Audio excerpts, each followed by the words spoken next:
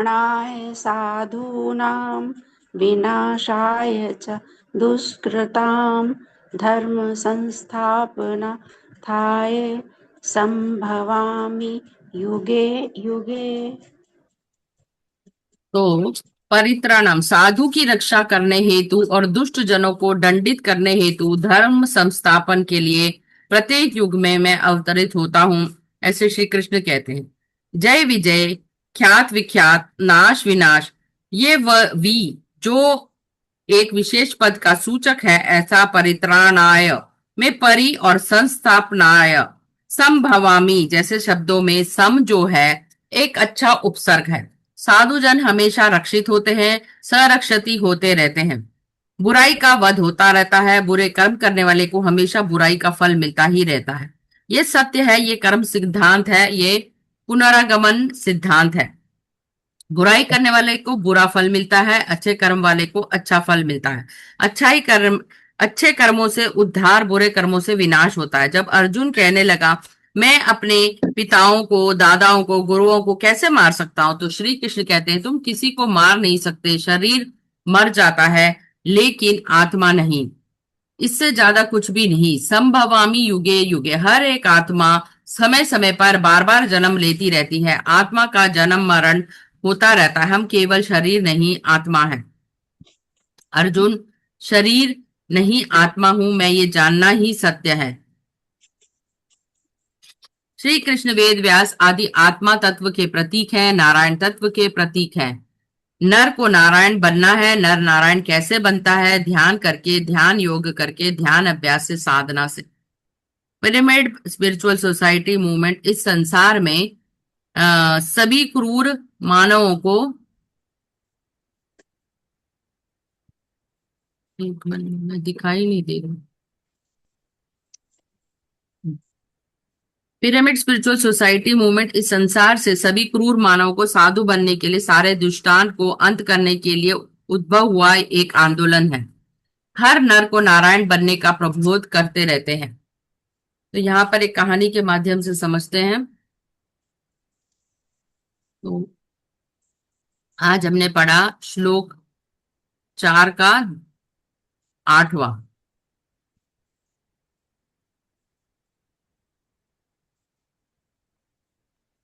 8वां था 10वां था? 8वां मैम, 8वां। आप पढ़िए अर्णा श्री। हाँ जी, okay. He takes incarnation in different ages to protect the virtuous, destroy the wicked, and re-establish dharma. Vedavyasa has skillfully used some prefixes in these verses. He uses paritranaya instead of tranaya, emphasizes complete protection. Vinashaya instead of nashaya highlights total destruction. And dharma sansthapanarthaya instead of dharma, the dharma sthapanarthaya signifies the establishment of righteousness. He who uses sambhavami instead of bhavami, a perfect or complete action. The use of prefixes like pari, vi, and sam adds emphasis and perfection to his words. It signifies that whatever he does it with great precision. This is evident in his composition of the Mahabharata, which reflects his commitment to perfection. When we understand truth and act accordingly, it is called dharma or righteous behavior. On the other hand, when we act wrongly due to a lack of understanding of what truth is, it is termed adharma or unrighteous behavior. Paritranaya sadhunam, good is always protected. Vinashaya chatusrutam, bad is always destroyed. The principle is simple. Good actions are always rewarded and bad actions are punished. This is an eternal truth that remains unchanged regardless of the era we are in. So, it's wise to do good deeds because they bring protection and elevation, while bad deeds leads to destruction. This is the law of karma, and it means that your actions have consequences. So, dharma sansthapanarthaya sambhavami yuge yuge. Every soul experiences a cycle of birth and death repeatedly. It's like a game for the soul. The Pyramid Spiritual Society movement aims to help everyone become saintly, putting an end to all wicked actions in the world.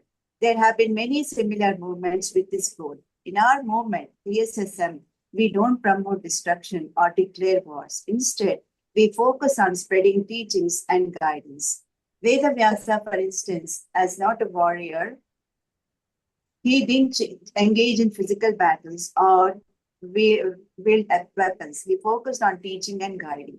In some cultures, a person holding a sword, like a judge, may give death sentences, but they don't incur sin for it. Similarly, a highly realized yogi, like a Chakradhari, can use weapons without accumulating sin. There is no Brahmatya, Brahm, Brahmatyapataka for Brahmagyani means those who have attained the highest spiritual knowledge and realization are free from such sins. However, for ordinary individuals who are not Brahmagyanis, those with supreme spiritual knowledge, if they kill, the law of karma applies, and they will bear the consequences of their actions. Brahmagyanis, on the other hand, are beyond the realm of karma and don't incur karmic consequences for their actions. In the Bhagavad Gita, Lord Krishna initially didn't want to physically fight in the battle, but later found it necessary to take up arms, particularly the wheel of a chariot. This happened because Arjuna, the warrior prince, was unable to perform his duty, and Bhishma, a formidable opponent, seemed invulnerable. So Krishna decided to intervene. Krishna understood that the soul, which is eternal, cannot be destroyed. He decided to remove the physical body of Bhishma, who had chosen the time of this departure, allowing his soul to move on to the higher spiritual realms. In those realms, the soul would gain wisdom and then return for another life on earth. Krishna's actions were not aimed at killing the soul, but at facilitating his journey beyond the physical body. Knowing the truth means understanding that we are not the body, we are the soul. When Arjuna was troubled by the thought of killing his family members, Lord Krishna explained that he wasn't actually harming anyone's soul. The body can die, but the soul is eternal. Those people were misusing their bodies to do evil deeds, so it was necessary to stop those bodies. This fundamental truth that we are souls inhabiting bodies is a central message of the entire Bhagavad Gita. In this context, Arjuna represents the physical body and the human aspect, Sharira Tattva, Nara Tattva, while Vedavyasa and Lord Krishna symbolize the spiritual essence and divine nature. The idea is that every individual, like Arjuna, should transform from a mere human to a divine being, Nara to Narayana. This transformation is achieved through meditation, and it is also the goal of organizations like PSSM, which aim to help people become more spiritually enlightened and closer to the divine. So here they're talking about the ultimate higher consciousness. So every person, with the help of meditation, they can attain the higher self. So that is with Patriji's, the whole idea is the entire world has to be like a Ramamaya, or the peacefulness or the calm. So the goal of PSSM is to enlighten every individual. Okay, so that is the goal of Patriji also. So every human being has to be an enlightened person, and that's the only way possible is through meditation. So through meditation, we can attain anything. So, but ordinary man, without the meditation, he just be entangled between the life and death cycle. But if he's a Jnani, if he's a meditator, if he's a yogi, then he can understand what is different between the body and the soul.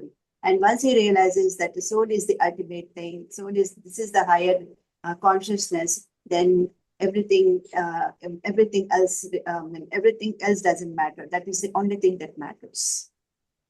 तो कहानी के जरिए समझते हैं भक्त और अत्याचारी राजा। बहुत समय पहले की बात है, एक राजा में बहुत धर्मात्मा लोग रहते थे, लेकिन उनका राज्य बहुत अत्याचारी और अहंकारी था। वह निर्दोषों को सताता, साधु संतों का अपमान करता और धर्म के मार्ग में उनको नष्ट करता रहता। साधु संत और प्रजा दुखी होकर भगवान विष्णु के शरण में गए।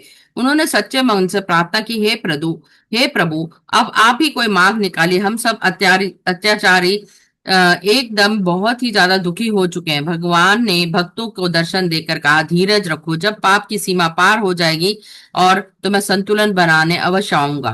कुछ समय बाद राजा का अहंकार इतना बढ़ गया कि उसने धर्म को पूरी तरह खत्म करने का प्रयास किया था। भगवान ने अवतार लिया, उन्होंने उस दुष्ट राजा का वध करके पापों का अंत किया और साधु और धर्म की रक्षा की।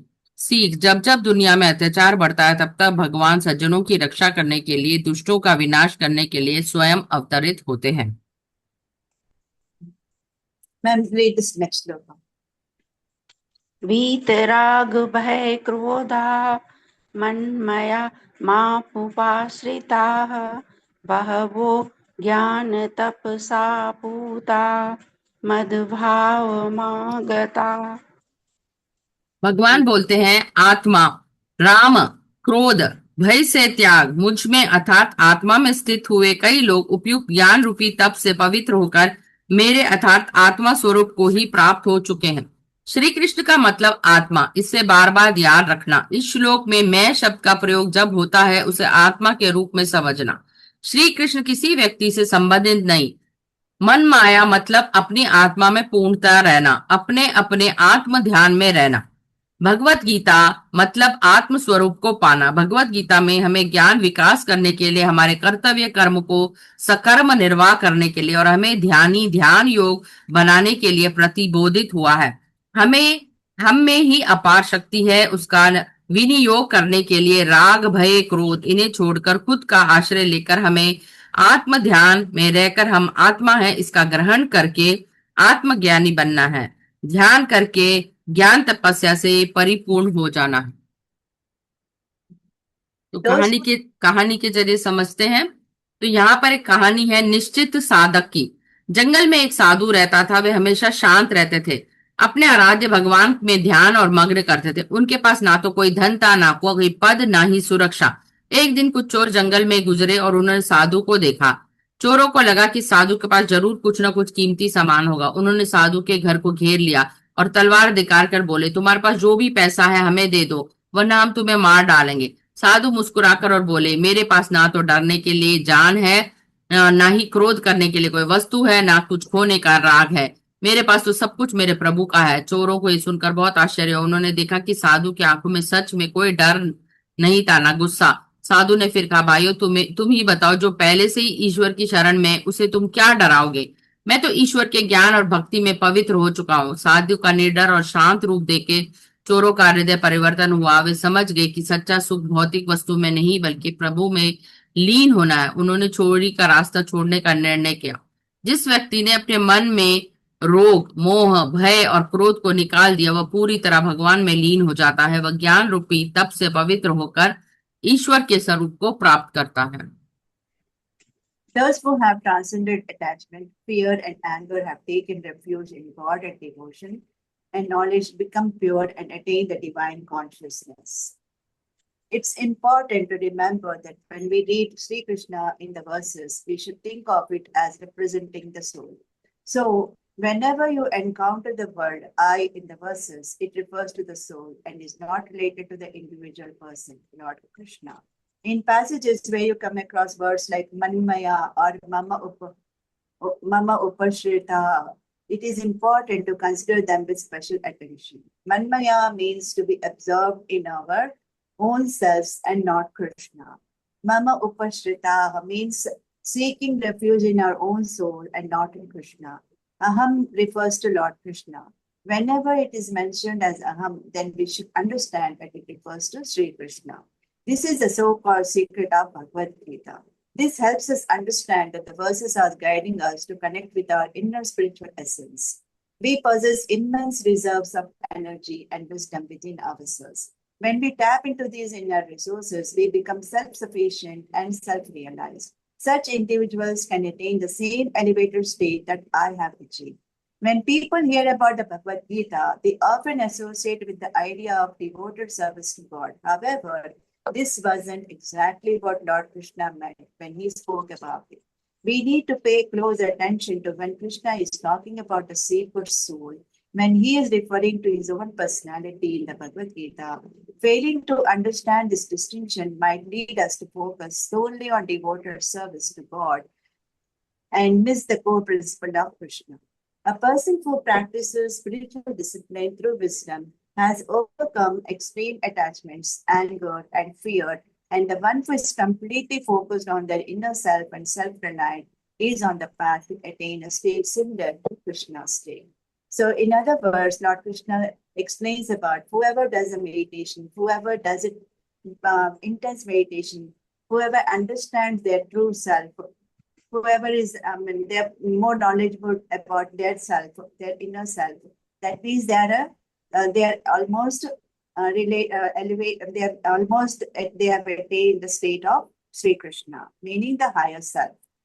Only then you understand. When that is the stage where you encounter all the problems, all your unsaid work has been. You overcame all those things, and you are actually pure, calm, and blissful. When you are in the blissful state, when you are in that oneness state, you have attained the enlightenment, or you have attained the higher self. So that's what this means. Okay, ma'am. ये यथा मां प्रपद्यन्ते तांस्तथैव भजाम्यहम् मम वर्तमानुवर्तन्ते मनुष्याः पार्थ सर्वशः। भगवान ध्यान उवाचो, जो किस प्रकार मुझे सेवित करता है अथवा भजता है उनको उसी प्रकार मैं अनुग्रहित करता हूँ। सारे मानव सदा मेरे ही मार्ग का अनुसरण करते हैं। श्री कृष्ण का मतलब है ध्यान। इसे हम बार बार याद रखना चाहिए। इस श्लोक में जब जब मैं का प्रयोग हुआ है तब तब ध्यान का मतलब लेना। जो किसी भी प्रकार में मेरी ध्यान की सेवा करे उन्हें मैं ध्यान उसी प्रकार का अनुग्रह करता हूँ। श्री कृष्ण के सम्मान, ध्यान, योग सिद्धांत को पूर्ण रूप से समझकर उसका आचरण करने पर हम भी ध्यान योग ही बन सकते हैं। हमारी अज्ञानता हमारे ध्यान से दूर होती है। हम ज्ञान से ध्यान को करीब ला सकते हैं। इसलिए श्री कृष्ण का मतलब ध्यान समझकर उसे हमें किस प्रकार देंगे उसका निर्णय हम ही करना है। हम खुद को कंकर पत्थर की पूजा करते हुए अपनी इच्छाओं को पूर्ण करने वाले भगवान की प्रार्थना करने वाले साधारण मानव समझेंगे तो कभी आगे नहीं बढ़ेंगे। जब हम अपने आप को सर्वशक्ति संपन्न आत्मा मानकर ध्यान करेंगे तो आत्म तत्व को जानकर आत्मज्ञानी बनेंगे। यही हमारी वास्तविकता है और यही हमारी सृष्टिकर्ता बनते हैं। कोई भी किसी भी मार्ग पर चले, किसी भी जन्म बिताए, दूसरा कोई रास्ता नहीं। मनुष्य को ध्यान मार्ग पर आना ही है, ध्यान साधना करनी ही है। मैं आत्मा हूं ये ग्रहण करना है, नहीं तो जन्म मरण का चक्र घूमता ही रहेगा। तो एक गांव में दो भाई रहते थे, राम और श्याम। दोनों भगवान श्री कृष्ण के बहुत भक्त थे, लेकिन दोनों की भक्ति का भाव अलग अलग था। राम निष्काम भाव से भगवान की सेवा, उसका मानना था कि भगवान मेरे हैं और मैं भगवान का हूँ। ये सुबह शाम कृष्ण की मूर्ति के सामने बैठकर बस उनके प्रेम में डूबा रहता। उसे ना धन चाहिए ना प्रतिष्ठा, बस प्रभु का सानिध्य चाहिए। दूसरी ओर श्याम सकाम भाव से पूजा करता, वह भी कृष्ण को भजता, लेकिन उसकी हर प्रार्थना के पीछे कोई ना कोई इच्छा होती। हे प्रभु, मुझे बड़ा घर दिला दो, मुझे थोड़ा धन दे दो।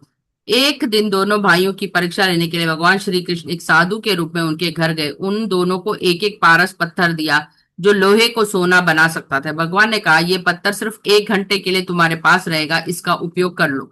राम ने उस पत्थर को भगवान का प्रसाद समझकर उसकी पूजा करके घर में रख दिया और कहा, प्रभु आप मेरे पास है, मुझे धन की क्या आवश्यकता। उसने उस समय का उपयोग भगवान के कीर्तन में किया। शाम ने तुरंत अपना सारा लोहे का सामान उस पत्थर से छूकर सोना बना दिया और अमीर बनने का सपना देखने लगा।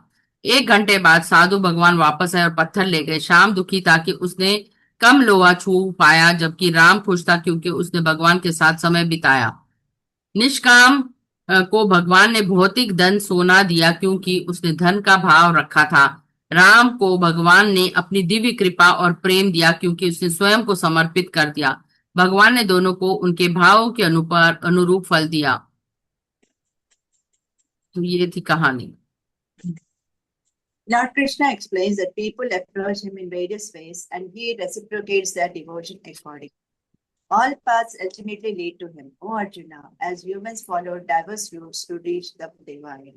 If we view Krishna as just another deity and worship him as such, we will stay as devoted followers. However, if we recognize Krishna as a Yogeshwara, a master of Dhyana Yoga and embraces yogic teachings, we can also become Yogeshwaras, masters of Dhyana Yoga. Krishna explained, I respond to people based on how they perceive me. If you see me as a deity, I will see you as devoted followers. If you see me as a teacher, I will take on the role of a guide. If you recognize our oneness, I will do the same. So it's our perspective that determines how close or distant we are from Krishna. Ignorance keeps us apart while knowledge brings us closer.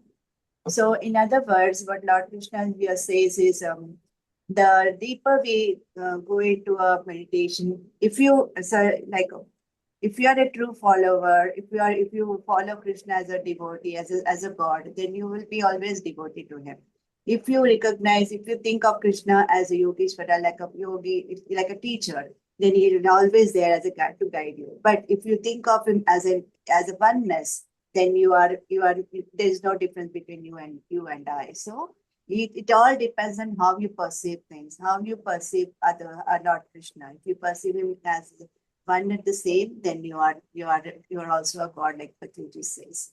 So it's all in our perception, it's all in our thinking. So basically, when you do longer hours of meditation, intense meditation, our intuitions will align with the higher self.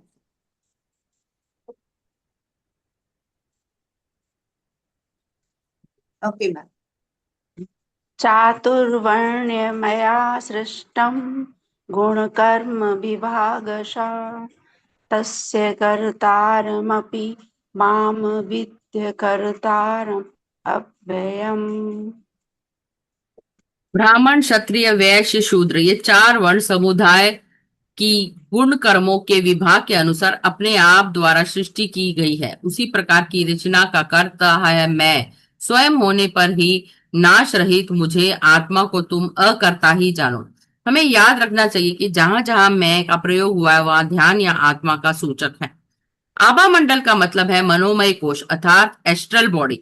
आत्मा की उन्नति के अनुसार आभा मंडल aura के रंग बदलते रहते हैं। आभा मंडल का रंग जब मन क्रोधित होता है तो वो काला, गंदा, लाल, भूयनिष्ठ हो जाता है। जब मन नीचत्व में पड़ जाता है तब काला गहरा रंग हरा रंग को हो जाता है। इन रंगों को शूद्र वर्ण या तमोगुण का कहा जाता है। अंधेपन में मैं ही सत्य हूं ऐसा वादन करने वाला काला केसरिया रंग हो जाता है। इस रंग को, काले रंग को वैश्य वर्ग जैसे रजोगुणी अभिवर्णित किया गया है। जब मन मुझे नहीं पता ये स्वीकार करते समय निर्मल नीलारुण रंग हो जाता है। पुनर्जन्म और कर्म सिद्धांत की जानकारी प्राप्त होने पर वायलेट रंग ले लेते हैं। मुमुक्षु जैसे बदलकर तीव्र सत्य शोधन प्राप्त करने इंडिगो रंग ले लेते हैं। जब मन पूर्ण रूप से शुद्ध हो जाता है, अहम ब्रह्मस्मि इसे जान लेने पर पीला स्वर्ण रंग हो जाता है। इस रंग को ब्राह्मण वर्ग, शूद्र, सात्विक, शुद्ध सात्विक या निर्गुण अभिवर्णित कहा गया है। दिव्य चक्षु के द्वारा योगी इन रंगों को मनुष्य में देख पाता है। अतः गुणों के अनुसार बाह्य कर्म सदा व्यक्त होता ही रहता है। बाह्य कर्म के अनुसार अनतः गुण बुद्धि का ग्रह होता है। तमोगुण वाला शूद्र, रजोगुण वाला वैश्य, सतोगुण वाला क्षत्रिय और शुद्ध सात्विक या निर्गुण ब्रह्म। भूलोक में मानव के गुण कर्मों का निर्देश नहीं करते। हर कोई अपने गुण कर्मों का समय समय पर खुद ही निर्णय करते हैं। जैसे हमारा गुण होता है वैसे उसके लिए किसी वर्ग के भी उसका निर्णय हम करते हैं। ब्राह्मण कुल में जन्म लेने वाले से मात्र ब्राह्मण नहीं होता, वह ब्राह्मण ज्ञान से होता है। हमें शास्त्र गुण होने पर हम क्षत्रिय या कायरता से डरते हुए जीने वाले राजा की संतान होने पर भी क्षत्रिय नहीं बन सकता। कितने भी धनवान वैश्य के घर में जन्म क्यों ना हो, जन्म संतुष्टि ना होने पर वैश्य नहीं कहा जा सकता। उससे ये 3 गुण नहीं होते, वही शूद्र कहलाता है। इस प्रकार सब अपनी सृष्टि खुद रचते हैं। हमारी वास्तविकता को हम ही तय करके आते हैं। मैं कहलाने वाला आत्म पदार्थ एक और निरंतर हमारे गुण कर्मों की सृष्टि करते रहने वाला, दूसरी ओर से भी सृष्टि ना करने वाला, किसी का भी कर्ता ना होने पर अविनाशी अव्ययी मूल पदार्थ है। मतलब हर एक में मैं यानी हर आत्मा एक और सृष्टिकर्ता और दूसरी ओर सृष्टि की साक्षी भी मैं ही हूं। तो पढ़ते हैं इसको 13वें को एक कहानी के रूप में। श्री कृष्ण ने दृष्टांत दिया, जैसे वर्षा का जल बिना किसी भेदभाव के पूरी पृथ्वी पर बरसता है, लेकिन उस जल में उपजी उपजी हरियाली अलग अलग होती है। जहाँ उपजाऊ मिट्टी, अच्छे बीज होते हैं, वहां विशाल बरगद का वृक्ष उगता है। जहाँ कांटेदार झाड़ी के बीच में बीज होते हैं, वहां कांटे उगते हैं। और जहाँ फूल के बीज होते हैं, वहां सुंदर फूल खिलते हैं। तो इसलिए बीज कर्म है। बीज इंसान से पहले कर्मों का स्वभाव के अनुसार होते हैं। जल ईश्वर, यानी ईश्वर सभी को समान शक्ति देता है, लेकिन जीव अपने गुणों के अनुसार उस शक्ति का उपयोग करता है। फल यानी वर्ण, व्यवसाय, जैसे पानी ने खुद कांटे या फूल नहीं बनाए, वैसे ईश्वर ने वर्ण विभाजन तो किया, लेकिन वे किसी को भी कर्म के फल से अकर्ता करते हैं। अतः वर्ण व्यवस्था जन्म से नहीं बल्कि स्वभाव और कर्मों के से तय होती है। जो सात्विक है वो ब्राह्मण है, जो पराक्रमी है वो क्षत्रिय है, चाहे वो किसी भी कुल में जन्मा हो। Now Krishna is explaining that he has created the four social orders and the associated division of qualities and duties. Even though he is the doer, he is imperishable. This is another beautiful verse in Bhagavad Gita. From time immemorial, the Hindu community has been divided into four varnas. Here it is mentioned as Maya system.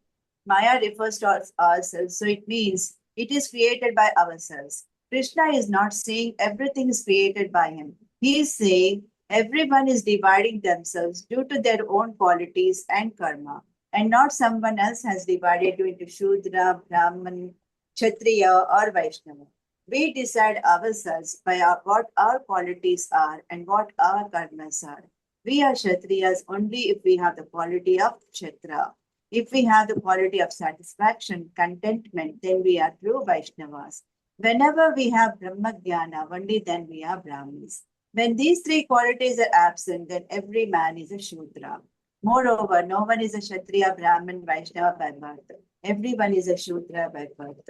In every book of Bhagavad Gita, it is well written that the four Varnas are created by me. Here, me doesn't refer to Krishna. If we live in fear in every moment of life, we will not become Kshatriya, even if we are born to a king. No matter how rich we are born, if we do not have the quality of contentment, we will not become Vaishnavas. If we don't have Brahma Jnana, we will not become Brahmin, even though we were born in a Brahmin caste. So, everyone is creating their own reality. You create your own reality. Krishna will not create our reality.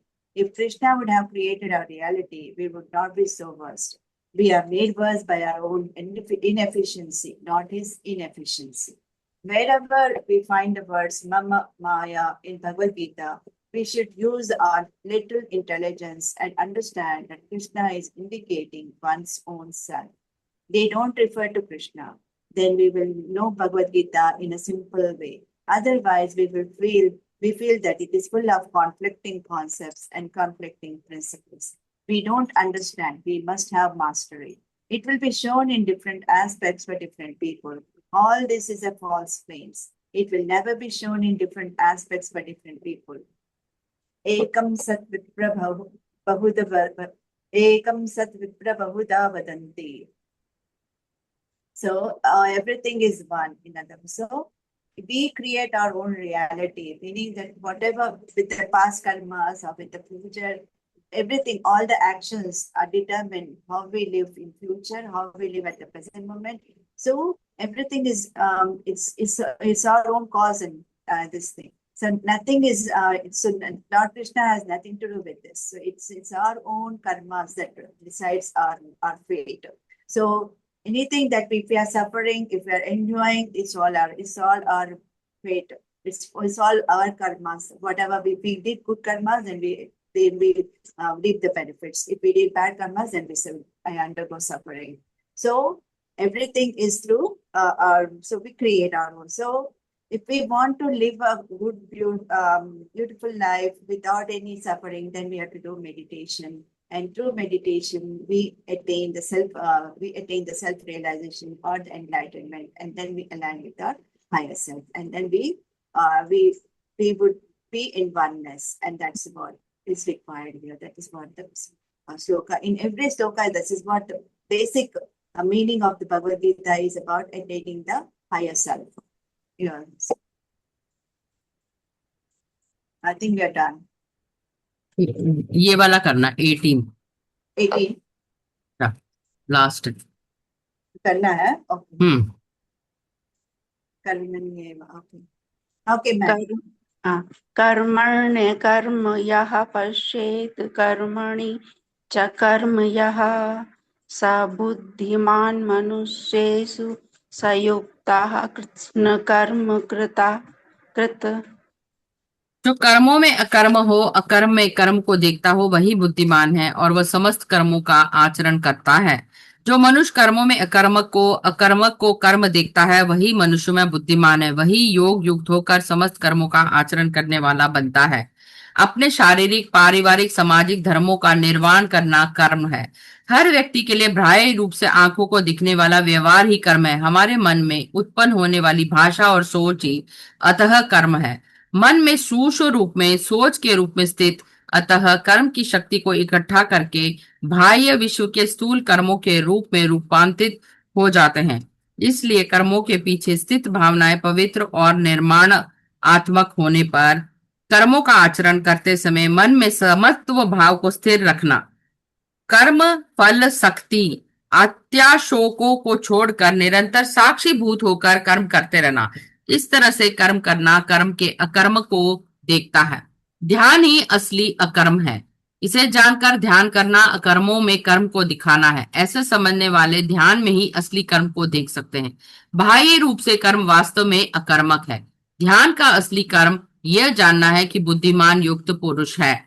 जो युक्त और अयुक्त को जानते हैं वही युक्त पुरुष है। मैं कुछ भी नहीं कर रहा हूं, मैं सदा हर एक कर्म का साक्षीभूत हूं। इसको समझने वाला ही बुद्धिमान है। योगी को सब कुछ ही ना करने वाले समझते हैं, लेकिन योगी को यह पता है कि साक्षीभूत होकर रहना ही सच्चा कर्म है। जो प्राप्त करना है उसे प्राप्त करने वाले श्री कृष्ण तथा वेद व्यास के पास भी करने के लिए कुछ बाकी नहीं था। उन्हें जो करना था वो कर चुके थे। वो वासना बद्ध नहीं, वासना रहित, इसलिए उनका जन्म नहीं अवतार है। उनका अवतरण केवल विश्व को मार्गदर्शन देने के लिए है। तो छोटी सी कहानी के रूप में इसको समझते हैं। सच्चा ज्ञानी। एक बार एक राजा ने अपने राज्य में घोषणा करवाई, जो कुछ भी उसे समझाया कि कर्म कहते हैं, कर्म कहते हुए कर्म ना करना क्या है, उसे वह अपना आधा राज्य दे देगा। कई विद्वान आए इस चीज को समझाने के लिए और भारी भरकम शब्द कहे, लेकिन राजा को संतोष नहीं हुआ। आखिर एक शांत रहने वाला साधु राजा के दरबार में आया। उन्होंने राजा से कहा, महाराज चलिए, चलते फिरते इसका उत्तर दूंगा। राजा साधु के साथ चल पड़ा और वे नदी के किनारे पहुंचे, जहां एक मल्ला अपनी नाव खे रहा था। मल्ला बहुत तेजी से चप्पू चला रहा था, पसीना से लथपथ था, लेकिन उसके चेहरे पर कोई तनाव नहीं था। साधु ने मल्ला से पूछा, भाई तुम कितना काम कर रहे हो, थकते नहीं हो? मल्ला हंसा और बोला, महाराज चप्पू मेरे हाथ चला रहा है, लेकिन मैं तो बस भगवान का नाम ले रहा हूं। मैं तो जानता हूं कि नाव पार हो या ना हो, मेरा काम बस अपना कर्तव्य निभाना है। चप्पू चलाना कर्म है, लेकिन मुझे फल मिलेगा ये भावना ना रखना निष्कर्म है। राजा को उत्तर मिल गया। मल्ला चप्पू चलाकर कर्म कर रहा था, लेकिन फल की इच्छा ना रखकर और अहंकार से मुक्त होकर वह अकर्म की स्थिति में था।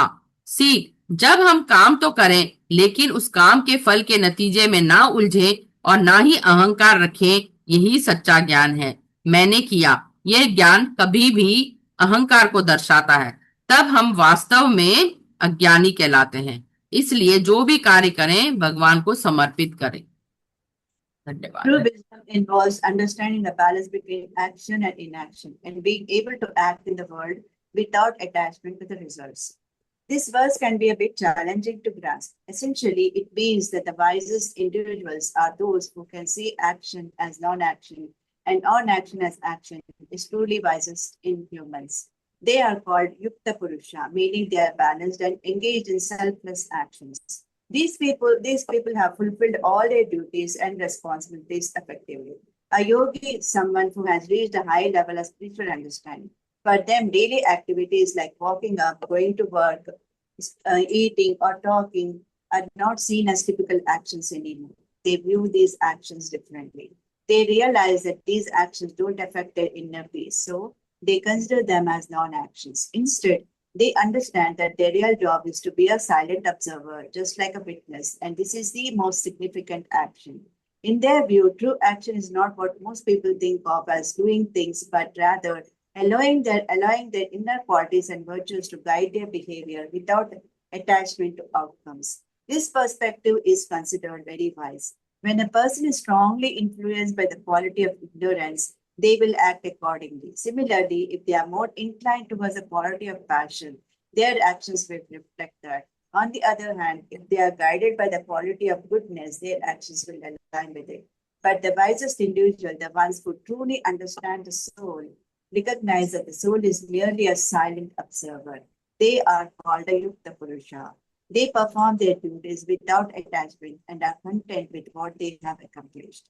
People often perceive yogis as those who have fulfilled their responsibilities and achieved their goals. In contrast, those who are not yogis or sages tend to burden themselves with unnecessary efforts, thinking they are accomplishing something. However, in reality, they are the ones who haven't truly considered what they should be doing, and as a result, they end up achieving very little. Krishna Paramatma tells us that there are wise individuals among us, like Gautam Buddha, who is called Buddha because of his wisdom. But what does it mean to be truly wise? It means being able to recognize actions within non-actions and on-actions within actions. This ability to see beyond the surface makes one Buddhiman, a wise person. Additionally, a Yukta Purusha, a person of wisdom, understands what is right and what is not. Those lacking this wisdom struggle to differentiate between right and wrong. Only someone with this wisdom can truly comprehend it. Krishna is known as a Mahabuddhiman because he is highly wise. How did he attain such wisdom? It is because he is a great yogi, and through his dedicated yoga practice, he became incredibly wise. This tells us that true wisdom is achieved through the practice of yoga. Without yoga practice, one cannot attain profound wisdom. This verse in the Bhagavad Gita teaches us to see meditation as the most important action. While some may view meditation as laziness, it is in fact the real action. What we typically do in our daily lives is not a true action. The message here is that meditation is the most significant action, and by practicing it, we attain true wisdom. It's about setting aside our worldly duties and focusing on meditation, which is a real action. This is what makes someone truly wise, smart, and akin to Krishna.